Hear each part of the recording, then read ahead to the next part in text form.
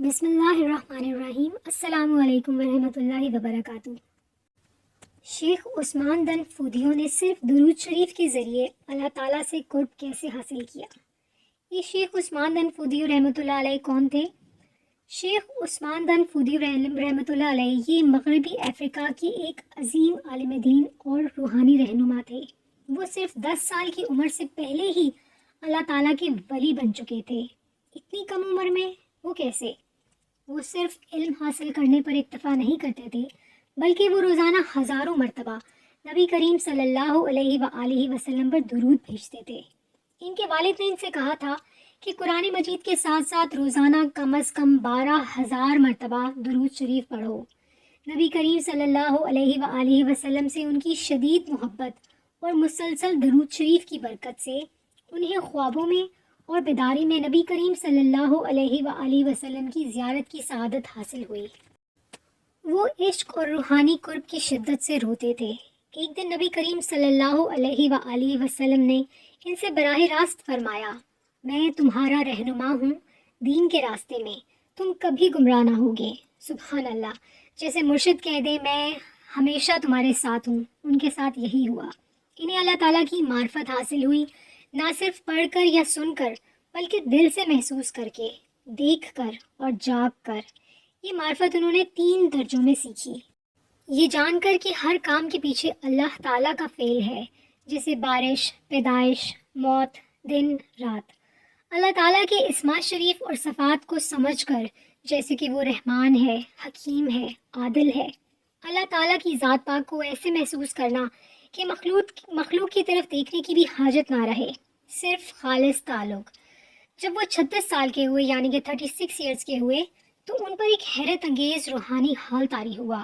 وہ دور کی آوازیں قریب کی طرح سن سکتے تھے، دور کی چیزیں واضح دیکھ سکتے تھے، لوگوں کے اعمال کی خوشبو یا بدبو ان کو آتی تھی، کھانے کا ذائقہ چکھ کر بتا دیتے تھے کہ یہ حلال ہے یا نہیں۔ وہ اپنے مقام پر بیٹھے بیٹھے دور جگہوں تک پہنچ جاتے تھے۔ انہوں نے اپنی کتاب الورد میں فرمایا، جب میں 36 سال کی عمر کو پہنچا، اللہ جل شانہ نے میری بصارت سے پردہ ہٹا دیا، میری سماعت سے پردہ ہٹا دیا، سونگنے کی حس سے غفلت دور کر دی، چکھنے کی حس کو تیز کر دیا، میرے ہاتھوں سے کمزوری، پیروں سے سستی اور جسم سے سستی کو دور کر دیا۔ تب سے میں دور کی چیزوں کو ایسے دیکھتا جیسے قریبی چیزیں ہوں، دور کی آوازوں کو ایسے سنتا ہوں جیسے نزدیک کی ہوں، نیک لوگوں کے اعمال کی خوشبو پہچان لیتا ہوں، گناہ گاروں کی بدبو ان کے عمل کے حساب سے آتی، حلال و حرام کھانے کا ذائقہ گدلے سے اترنے سے پہلے پہچان لیتا، بیٹھے بیٹھے دور کی چیزوں کو چھو لیتا، اور لمحوں سے میں اتنا فاصلہ طے کر لیتا جتنا تیز گھوڑا سالوں میں نہیں کر سکتا۔ یہ کوئی جادو نہیں تھا، یہ اللہ تعالیٰ کی طرف سے ایک برکت تھی جو ان کی محبت، ضبط نفس اور مسلسل درود شریف کے بدلے میں ملی۔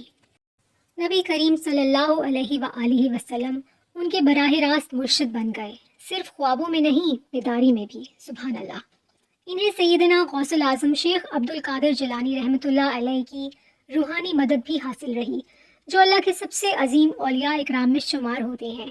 ان روشن ہستیوں نے ان کی مدد کی تاکہ وہ اپنی روح کی پہچان، حقیقت کو پہچان سکیں، اللہ جل شانہ کی گہرائی سے جان سکیں، دوسروں کو اللہ تعالیٰ کی طرف رہنمائی دے سکیں۔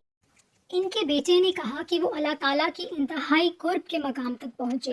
وہ عام لوگوں اور بڑے علماء دونوں کو تعلیم دے سکتے تھے۔